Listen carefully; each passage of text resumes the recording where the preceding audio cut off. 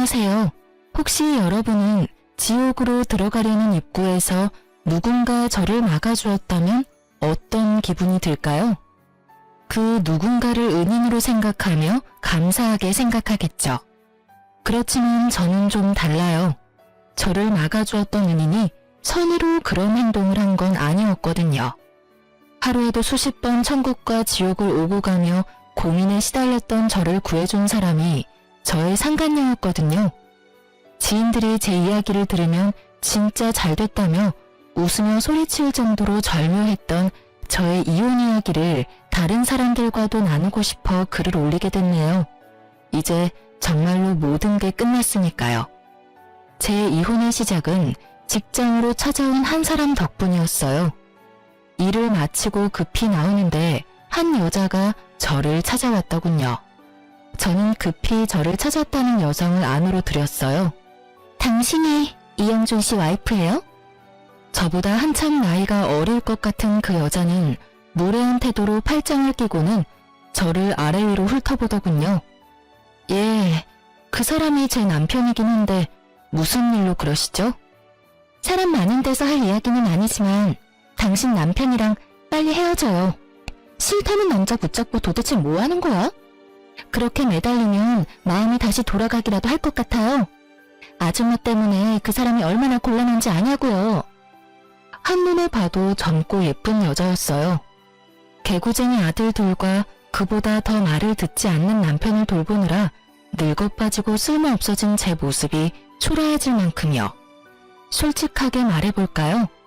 이렇게 예쁜 여자가 다 늙어 빠진 남편과 그렇고 그런 관계일 거라고는 상상조차 못할 만큼 늘씬하고 잘 꾸민 그런 여자였죠. 그리고 저런 말을 꺼낼 줄은 더욱 상상 못했고요. 정리 중이라 시끄러웠던 곳이 조용해졌어요. 목소리는 얼마나 큰지 직장 동료들이 다 들었거든요. 우리 남편이랑 뭐요? 저희 사귀는 사이예요.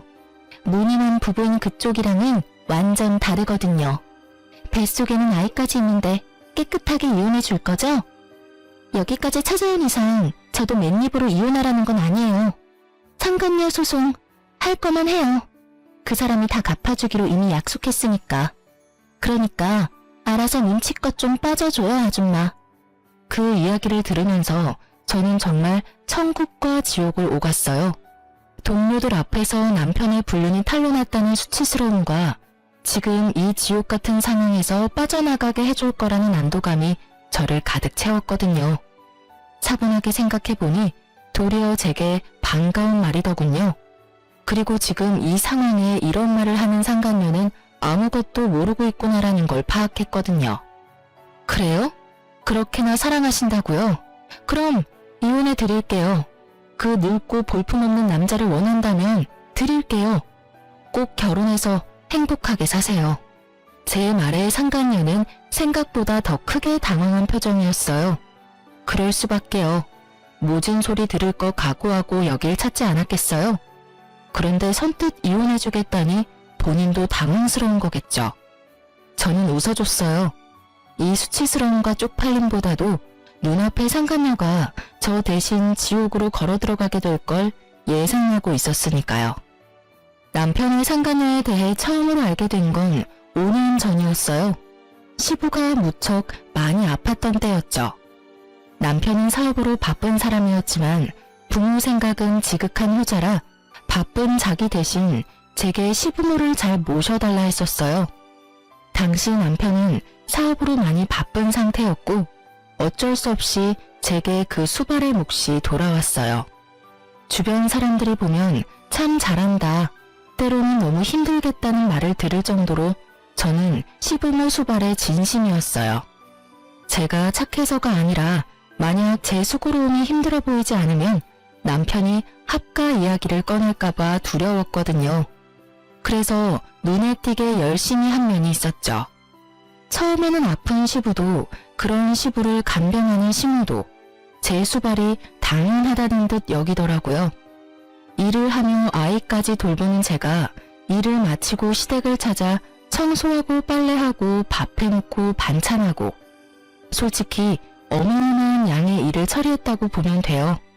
합가하면 더 편했을지도 모르겠다고 이야기하지만 합가했었어 봐요.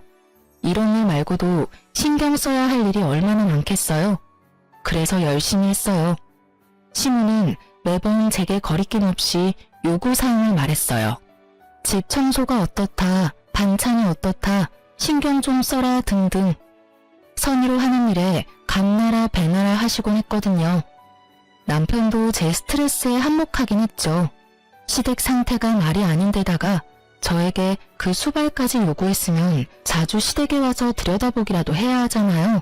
그렇지만 남편은 매번 바빴어요.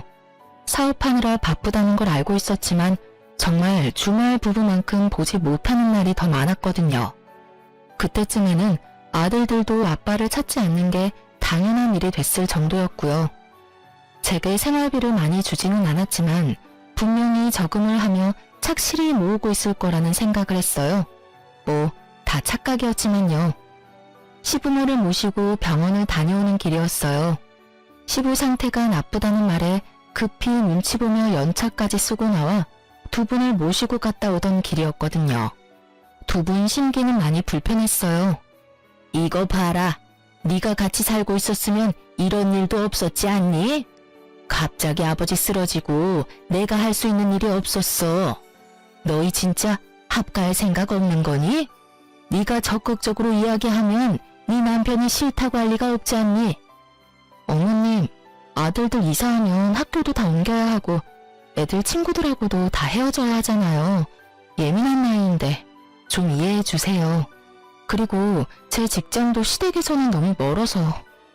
그러니 하는 말 아니냐? 직장을 우리 집 근처로 옮기던지. 그리고 손주들이야 뭐가 그리 중요해? 어른들부터 잘 챙겨야 아랫사람들이 잘 되는 거야. 그간의 제 노고 따위는 가뿐히 씹어드시는 시무 말에 기분이 상한 건 저도 마찬가지였죠. 제 시간, 노동력, 정신노동까지 써야 하는 일인데 합가라니 말도 안 되는 일이었죠. 그래서 간곡하게 안 된다며 운전에만 집중하고 있었어요. 그러다 길을 잘못 들게 됐어요. 시무 말 때문에 화가 나서 빠져야 하는 길에 빠지지 못하고 직진하게 됐거든요. 또 한참 둘러가야 된다는 생각에 한숨을 쉬는데 옆 차선에 어디서 많이 보던 차가 한 대 있더군요. 남편 차였어요. 반가운 마음과 화가 나는 마음이 동시에 들었죠. 남편 때문에 다 이런 일이 일어난 게 아니냐 싶은 마음이 깊은 곳 한켠에 존재하고 있었거든요. 남편에게 급히 전화를 걸었어요. 어디야? 나? 지금 지방 내려와 있어. 오늘 좀 바빠서 일찍 못 들어가. 그렇게 말하고 끊더라고요. 제 눈앞에 뻔히 남편 차가 있는데 말이죠. 그 차에 다른 사람이 타고 다닐 일도 없었어요. 워낙 애지중지하던 차다 보니 다른 사람에게 맡기는 걸 본 적이 없었거든요. 저는 뒤에 시부모님이 있다는 걸 알면서도 남편의 차를 뒤쫓았어요. 왠지 모를 싸한 기분이 들었거든요. 그렇게 차가 도착한 곳은 모텔촌이었어요. 그리고 그곳에서 나오는 건 남편과 웬 여자였죠. 얘, 집에는 안 가고 여기는 왜 와? 시무 말도 무시하고 저는 차에서 튀어나가며 남편을 불렀어요. 여보. 제 말에 남편이 깜짝 놀란 듯 뒤돌아보더군요. 제 얼굴을 발견하고는 팔짱 끼고 있던 여자 손까지 놔버리고요. 여자는 놀랐는지 후다닥 도망가 버렸어요. 여보, 당신이 여길 어떻게... 내가 할 말이지. 당신이 왜 여기에 있어? 그것도 새파랗게 젊은 여자랑. 여태껏 바쁘다더니 바람 피고 있었던 거야? 너 지금 바람 피면서 나한테 시부모님 수발 들도록 만들었어? 여보, 그게 아니라 저 여자랑은 그냥 잠깐 쉬려고 온 거야. 떳떳하면 도망은 왜 가? 그리고 쉬려면 혼자 쉬지. 왜 당신이 그 여자랑 같이 들어가서 쉬어? 그것도 모텔에서. 당신이 어떻게 나한테 그래? 애들이며 시부모님이며 다 나한테 맡겨두고 다른 년이랑 바람이나? 네가 사람이니? 사람이야. 이딴 짓 해놓고 나한테 합가하자고. 왜? 나 시댁에 처박아두고 다른 년이랑 더 편하게 붙어 먹으려고? 둘이 큰 소리를 내고 있으니 시무가 나왔더군요.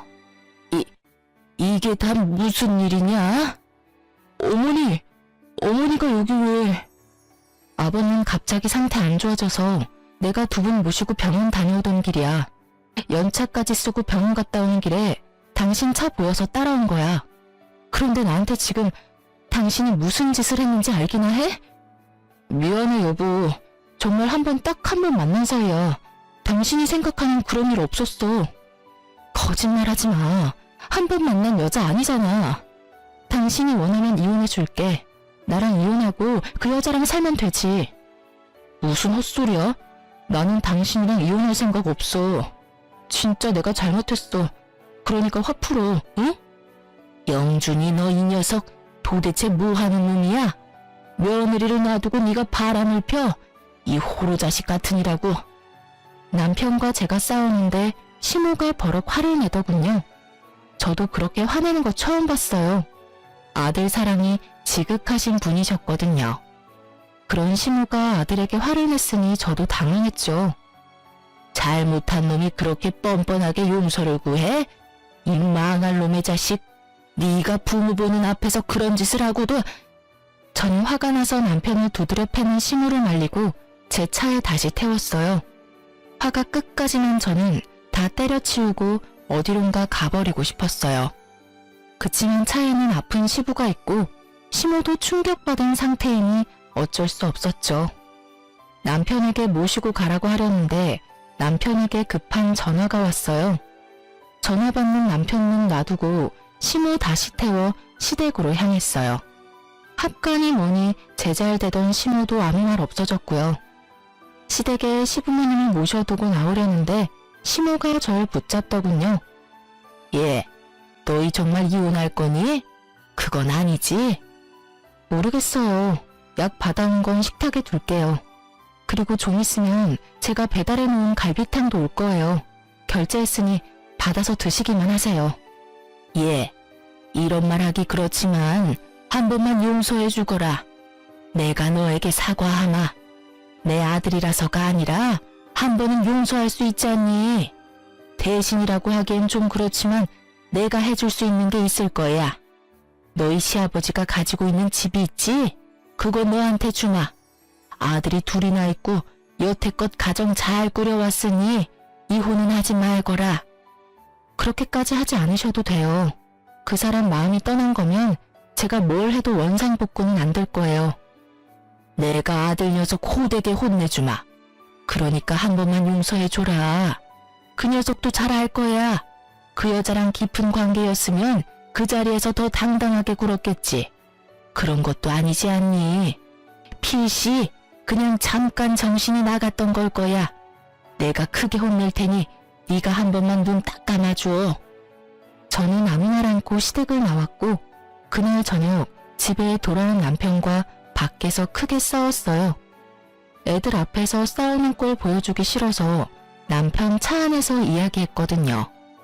그래서 어떻게 할 건데? 어떻게 하고 말 것도 없어. 나 진짜로 그냥 가볍게 만났고 진지한 사이도 아니었어. 가볍게 만나서 모텔이야? 그렇게 넘어가려고 하지 마. 나는 당신이 그런 짓 한 거 절대로 용서 못해. 지금 내 상황이 얼마나 힘든지 알고 있으면서 그딴 짓을 해? 집에 당신이 들어오지 않는 동안 나 혼자 집안일에 육아에 시부모 부양까지 다 했어. 당신 일하느라 바쁘다고. 그런데 당신 바람 폈잖아. 여태까지 그랬겠지.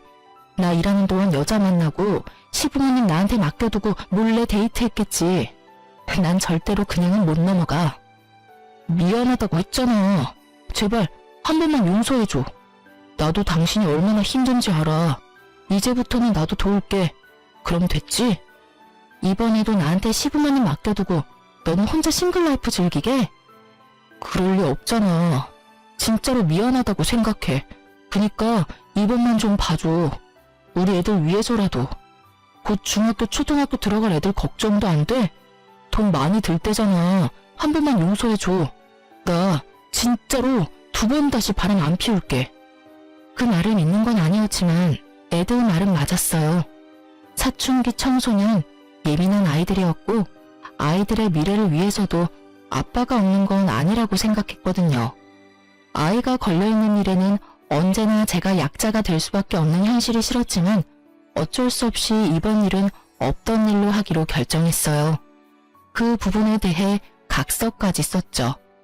그 각서가 종이 쪼가리일 뿐이라는 것은 알았지만 그것도 없으면 정말 아무것도 해결이 안 된 것 같은 기분이었거든요. 나중에 시모에게 다시 결혼 생활을 이어가겠다고 말했는데 시부와 시모는 저를 데리고 가 시부가 가진 집 명의를 변경해줬어요. 그러고는 남편에게는 아무 말 하지 말라고 하시더군요. 몰래 가지고 있다가 힘들 때 써먹을 수도 있을 거고 혹시라도 시부모님 돌아가시고 나면 도움이 될 거라고 말이죠. 그렇게 제게는 남편 모르는 시부 명의의 집이 생겼고 남편은 그 뒤로 조용히 지내서 모든 게 제자리를 찾아가는 기분이었어요. 솔직히 시부 명의 집이 생겼다고 해서 제게 큰 변화가 있는 건 아니었어요.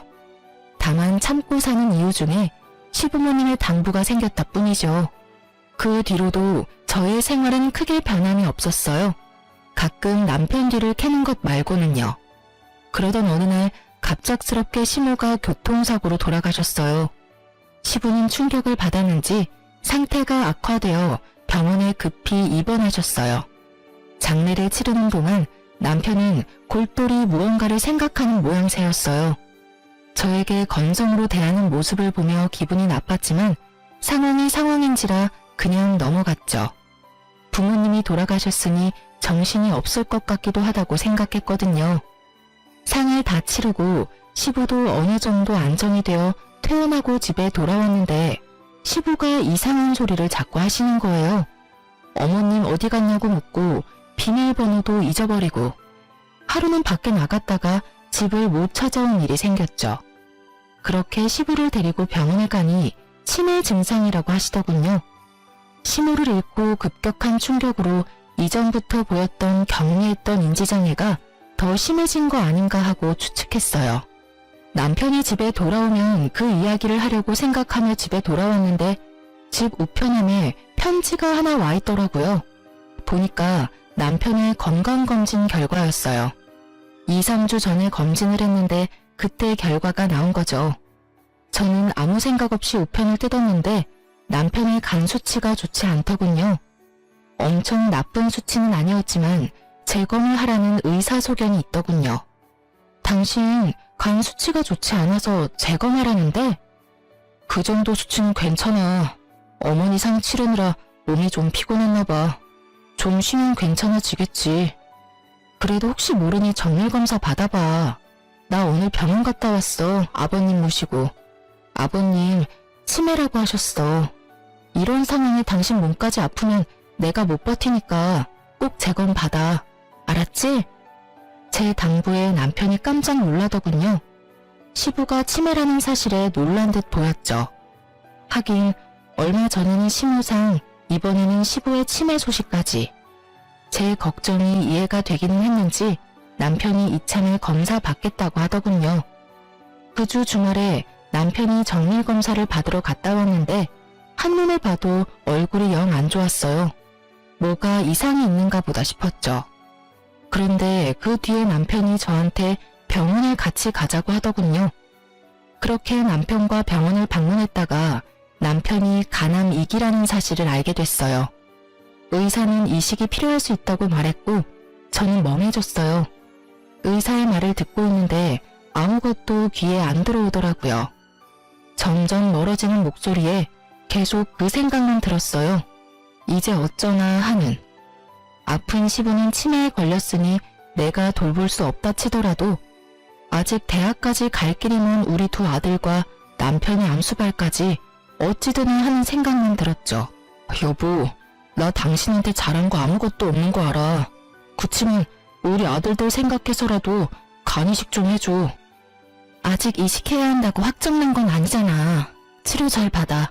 우선 이식 안 하고 끝내는 선이면 제일 좋지. 저는 선뜻 이식을 해주겠다는 말을 하지 못했어요. 제 몸이 축나면 어린 아이들은 어쩌나 하는 마음이 먼저 앞섰던 것이 사실이에요. 그리고 무엇보다도 이 남자는 저를 배신한 적이 있으니까요. 아마 남편의 외도를 몰랐다면 저는 기꺼이 제 강도 내어줬을 거예요. 그렇지만 이미 한 번의 외도를 겪었으니 고민이 되는 거였죠. 남편은 집에 있는 동안 간이식에 대해 끈질기게 제게 물어왔지만 저는 계속 그 이야기를 피했어요.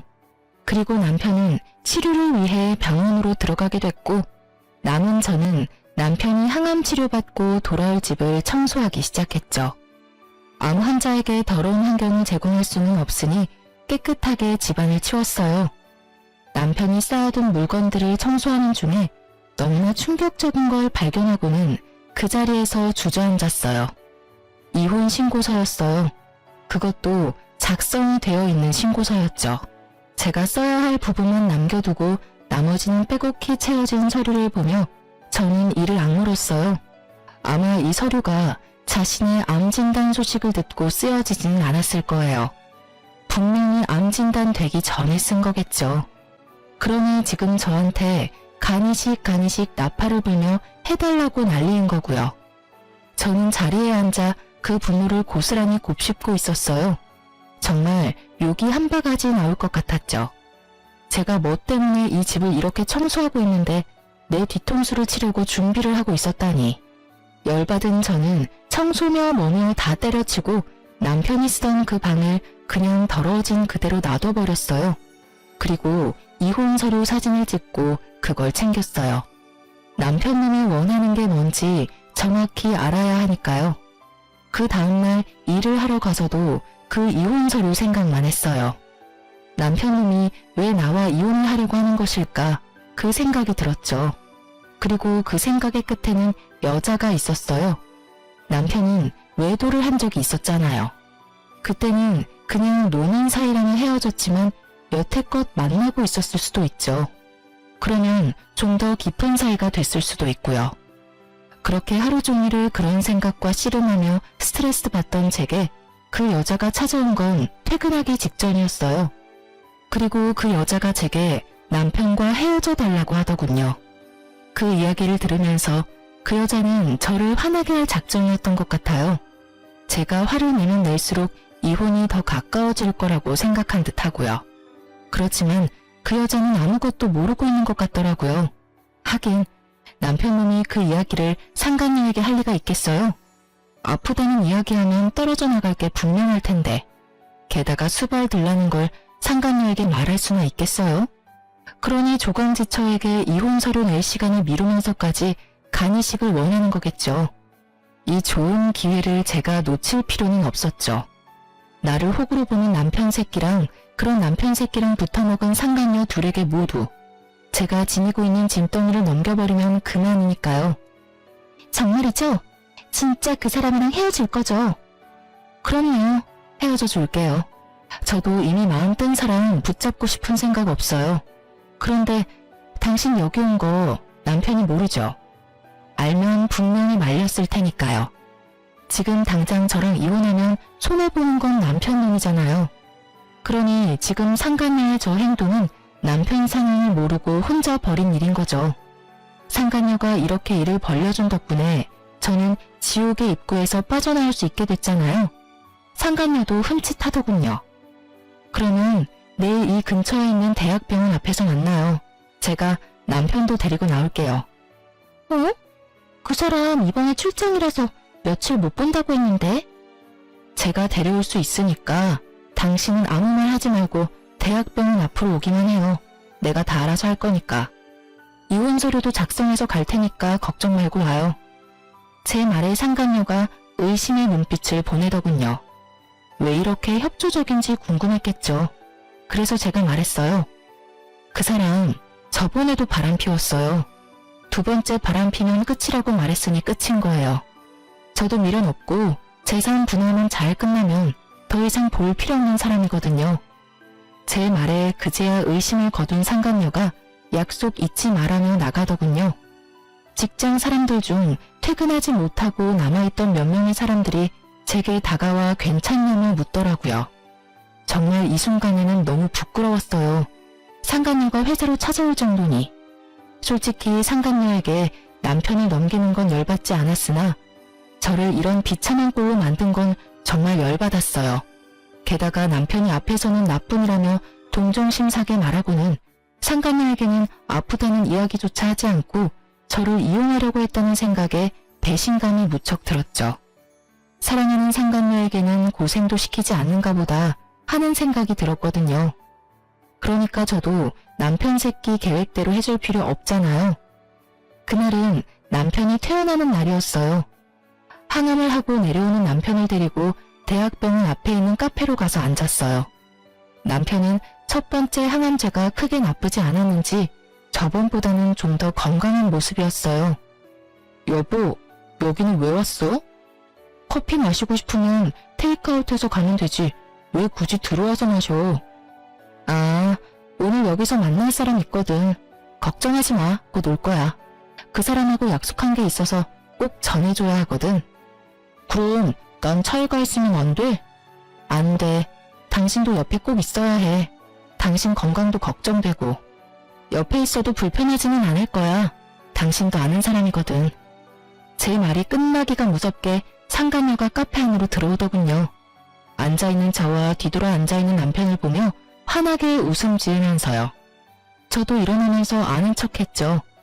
남편이 뒤를 돌아보는데 그 모습에 정말 웃음이 날 뻔했어요. 귀신이라도 본 듯한 표정이었으니까요. 약속 지켰네요? 이혼하기로 이야기 다 된 거 맞죠? 자기는 출장 간다더니 벌써 끝난 거야? 그럼 나한테 와야지. 와이프한테 잡혀서는. 당당하게 임신을 요구하는 상간녀 앞에 제가 이혼신고 서류를 내놨어요. 남편이 제가 쓸 곳만 비워둔 신고서를 채워서 말이죠. 그걸 본 남편의 눈동자가 동그랗게 떠지더니 저와 서류를 왔다 갔다 보기 바쁘더군요. 이혼해줘. 어제 당신 애인이 내 직장까지 찾아와서 이혼하라며 난리더라고. 열받아서 이혼 안 해주려고 했는데 내가 청소하다가 당신이 써놓은 이 서류를 발견했거든? 이혼이 하고 싶었으면 미리 이야기했으면 됐잖아. 왜 질질 끌어서 사람을 힘들게 해? 내가 알아봤는데 당신 저 상간녀랑 오래 만났더라? 애까지 있다는데 알고는 있어? 하긴 아니까 이혼 서류를 써놨겠지. 내가 빈칸 채워왔으니까 이혼해줘. 자기야, 빨리 인감도장 찍어. 그러면 이혼 확정이야. 이제 우리 눈치 보면서 만나지 않아도 되고 우리 아이도 아빠 가지고 태어날 수 있겠지. 뭐해? 도장 안 찍고. 남편 새끼는 땀을 삐질삐질 흘리며 서류만 쳐다보고 있더군요. 하긴 저한테 요구해야 할 일이 얼마나 많은데 이혼이 하고 싶겠어요? 그리고 제 몸이 아픈 걸 알면 상간녀가 자기랑 결혼하고 싶겠냐고요. 그래, 도장 찍어. 상간녀가 도장 찍으라잖아. 알지? 도장 찍고 나면 다 끝나. 재산 분할하고 아이들 친권, 양육권 나한테 주면 돼. 그 이상 당신하고 나 사이에는 아무것도 없는 거지. 이혼은 안 돼. 너 여기 왜 왔어? 아니, 와이프 직장까지 쳐들어가서 무슨 짓 한 거야? 자기, 지금 나한테 화낸 거야? 아니, 그것보다 이혼을 왜 안 하는 거야? 저번에 하겠다고 철석같이 약속해놓고 왜? 너 혹시 와이프 못 떠나겠다 뭐 이런 거야? 나 임신까지 시켜놓고. 그런 거 아니야. 애는 책임질게. 그치만 이혼은 지금 하면 안 된다고. 당신 이해를 좀 해. 내 상황이 지금... 여튼 안 돼. 이혼은 절대 안 돼. 이혼은 절대 안 된다는 말에 상간녀가 남편 새끼 뺨을 철썩 때리더군요. 어휴, 어찌나 통쾌하던지. 와이프 버리고 사랑할 정도였던 여자 손을 맞으니 기분이 남달랐겠죠. 상간녀는 기분이 나쁜지 남편 놈에게 따지더라고요. 왜 안 된다는 건데? 속 시원하게 말 좀 해봐. 나 배신하는 거면 나도 자기랑 나랑 불륜한 거 다 까발릴 거야, 자기 회사에. 그 말에 남편이 입을 꾹 닫고 있자 상간녀가 열받아서 저를 보며 뭐라고 하더군요. 자기, 혹시 와이프한테 약점 잡혔어? 뭐 잘못한 거 있어? 아줌마가 말해봐요. 도대체 뭔 짓을 했길래 이 남자가 이혼을 안 하겠다는 거예요? 분명히 며칠 전까지 저한테 꼭 이혼하겠다고 한 사람이거든요? 그러게요. 이 이혼 서류 먼저 쓴 사람이 남편이거든요? 저는 빈자리 메운 거밖에 없었어요. 그런데 이혼을 왜 안 해줄까? 최근에 바뀐 건 그것밖에 없네요. 우리 대학병원 앞에서 만난 이유도 그것 때문이에요. 사랑하는 상간녀 상처받을까봐 간암 2기인 것도 말 안 했나 보네? 남의 입으로 듣기 싫었을 텐데. 미안해요. 시간 좀 더 있었으면 남편이 당신한테 말해줬을 거예요. 안지 얼마 안 돼서 저한테 간 이식해달라고 끈질기게 요구하고 있었거든요. 전 남편이 예전에 바람핀 것 때문에 간 주겠다고 약속도 못하고 있었는데 잘 됐죠. 이렇게 간 줄 수 있는 건강한 상간녀가 있으니까요. 아, 그런데 애가 뱃속에 있으니까 애는 낳고 줘야겠네요? 뭐 그건 두 사람이서 알아서 하세요. 어차피 내 간만 아니면 되니까요. 이혼하면 간 줄 필요도 없죠. 하긴 이혼하지 않아도 줄 생각은 없어졌지만 제 말에 남편님이 식은땀을 줄줄 흘리며 입을 답싹거리더군요. 그리고 상간녀는 너무 놀랐는지 아무 말도 안 하고요. 왜요? 남편 달라면서요. 줄 테니까 알아서 잘 가져가요. 이혼 서류도 썼으니 도장만 찍으면 이혼하는 거예요. 약속대로 해주겠다는데 왜 그렇게 얼굴이 질렸어요? 제 말에 상간녀가 갑자기 아주 얌전해지더군요. 이번에는 남편이 상간녀 모습을 보더니 쌍심지를 켜더라고요. 내가 이혼하면 간이식 못 받아. 그리고 당신 힘들게 할 수도 있어. 그래도 당신 나 사랑하니까 간 줄 수 있지? 뱃속 애를 생각해. 내가 살아야 애도 멀쩡한 가정에서 살 거 아니야. 그건 생각 좀 해봐야지. 자기는 내가 애까지 임신했는데 이식까지 해야겠어? 어차피 임산부 출산한 지 얼마 안 된 사람들은 이식 같은 거 못하잖아. 그러니까 이식은 다른 사람한테 부탁해. 야, 지금 일 다 망쳐놓은 게 누군데. 네가 혼자 이런 헛짓거리만 안 했어도 내가 와이프한테 간 받고 나서 이혼하면 됐잖아. 그리고 너 뭐야? 나 사랑한다며. 간 하나 못 주면서 사랑? 그 이야기를 듣는데 정말 열이 또 받더라고요. 마음을 최대한 차분히 하려고 했는데 제가 생각했던 대로 남편이 생각하고 있었으니 정말 배신감에 치가 떨리더군요. 정말로 간을 받고 이혼하려고 생각했더니 상간녀가 제 은인으로 보일 수밖에 없었죠. 그러는 자기야말로 내가 간으로 보여? 왜 내가 자기한테 간을 줘야 하는데? 막말로 우리는 남이잖아. 그리고 그런 일이 있으면 제일 먼저 나한테 상의를 했었어야지. 자기가 이혼하겠다고 해놓고 계속 질질 끄니까 내가 나선 거잖아. 다 따지고 보면 자기가 잘못한 거면서 왜 나한테 난리야? 지금 다 내 탓으로 돌린다 이거지? 야, 지금 네가 누구 덕에 그만큼 누리고 사는데, 그리고 사랑한다며 너 그만큼도 안 되는 여자였냐? 빈말로도 준다고 말 못하는 거냐고. 그러니까 아무 관련 없는 내가 왜 간을 주냐고. 옆에 있는 아줌마한테 간 받으면 되겠네. 네가 다 망쳐놨잖아. 내가 좀만 기다리라고 했지. 하여튼 멍청한 것도 병이지. 둘이서 열심히 서로를 상처주고 까내리며 싸우는 모습을 보니 너무 재밌었어요. 그렇게 사랑에 맞지 않던 두 사람이 간 하나 때문에 이렇게 무너질 줄이야. 견고하게 싸운 것처럼 보여도 사랑이 아니었나 봐요. 끊임없이 서로를 헐뜯으며 까내리는 두 사람을 보며 저는 지극히 평온하게 커피를 마시며 지켜보고 있었어요. 두 연놈들이 지쳐 나가 떨어질 때까지 말이죠. 두 사람은 더 이상의 싸움이 의미 없다 느껴졌는지 금세 씩씩거리며 조용해지더군요. 그때 남편에게 이혼 서류를 내밀었어요. 도장 찍어. 이혼해줄게. 도장 없어. 여보, 나 진짜로 이혼 안 할 거야. 나 지금 이혼하면 죽는 거 알잖아. 인감이라면 내가 가져왔어. 그러니까 찍어. 그리고 이혼은 당신이 하겠다 말겠다 정하는 거 아니야. 당신은 이미 유책 배우자고 나는 당신 불륜을 이유로 이혼 소송 충분히 가능해. 증거는 차고 넘치잖아. 상간녀 뱃속의 아기가 불륜의 결실인데. 그리고 지금 이혼한다고 당신이 죽을 일은 없어.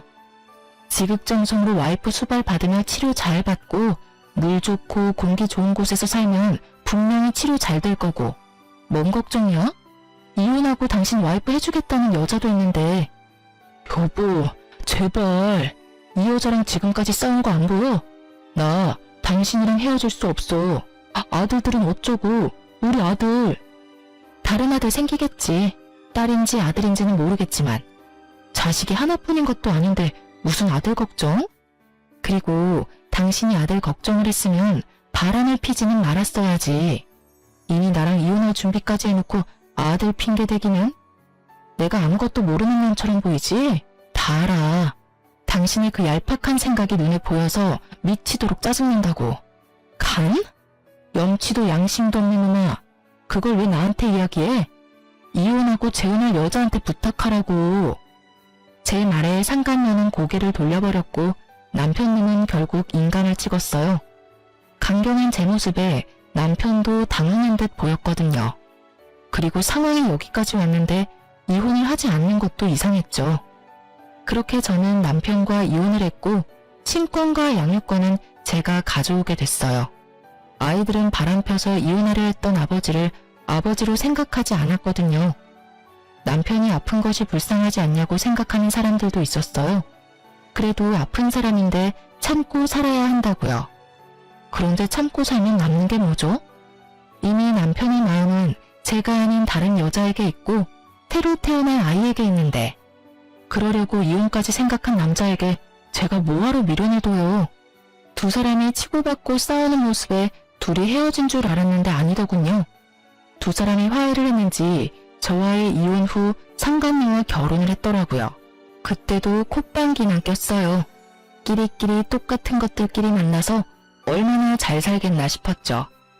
서로를 상처 주는 말은 결국 가슴에 고스란히 남아있거든요. 그렇게 상처 주고 상처받은 사람들이었으니 온전히 살 수 있을 리가 없다고 생각했어요.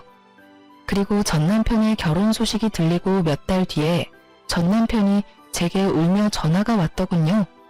처음에는 받지 않으려고 했는데 아이들 일일지도 몰라서 받았죠. 여보, 나 좀 도와줘. 이혼한 마당에 내가 해줄 수 있는 일은 없는 것 같은데. 제발, 나 너무 힘들어. 지금 입원해 있는데 보호자가 없으니 일 처리가 제대로 되지가 않아. 보호자가 왜 없어? 당신 마누라 있잖아. 마누라 찾아야지 왜 어머니 나를 찾아? 그 망할 여자는 여기 없어. 그 여자도 지금 당장 찾으러 가야 하는데 코빼기도 안 보여. 그년이 내 집 팔고는 돈 들고 날랐어. 그게 무슨 소리야?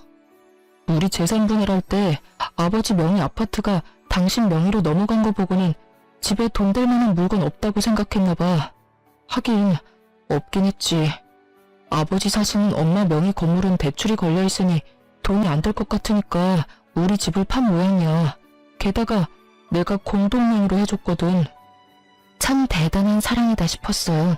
그렇게 속내 다 내놓으면서 싸워놓고 공동명의라니. 그렇게 싸워놓고 공동명의? 당신도 대단하네. 그 여자가 나한테 간 준다고 했단 말이야. 나도 그냥 준 거 아니었어. 그것 때문에 준 거였는데 내가 몸 상태가 너무 안 좋아져서 얼마 전에 입원했는데 그동안 내가 죽을 거라고 생각했는지 필요한 거 싹 다 챙겨서 도망갔더라고. 그리고 나 몰래 나 죽으면 보험금 얼마 나오는지도 물어봤다더라. 진짜 징그러운 여자야. 내가 그런 여자한테 정신이 팔렸다니 정말 당신 보기 민망하고 미안해서. 나한테 미안해할 필요 없어. 당신이랑 나 이제 아무 사이도 아닌데 뭐. 그래서 신세 한탄 하려고 나한테 전화한 거야? 그건 아니고 나 죽으면 보험금 그 여자가 다 가져갈 건데 당신 그거라도 챙겨야 하잖아. 그러니까 다시 재결합하자 우리.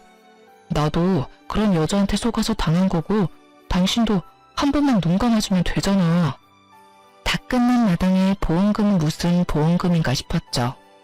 그러니까 당신이 나한테 간이식 좀 해줄 수 없을까? 나 그 여자 때문에 스트레스를 너무 많이 받아서 그런지 몸 상태가 너무 안 좋아져서 간이식까지 해야 한다고 하거든. 정말로 사람 하나 살리는 셈치고 나한테 이식 좀 해줘. 나 앞으로 당신 말이라면 죽는 시임이라도 할 테니까. 게다가 우리 애들 생각해서라도. 혼자서 지랄을 하네. 우리 애들 생각하는 거면 더더욱 당신이랑 재결합은 아니지. 애들이 우리 이혼하면서 얼마나 상처받았는지 모르지?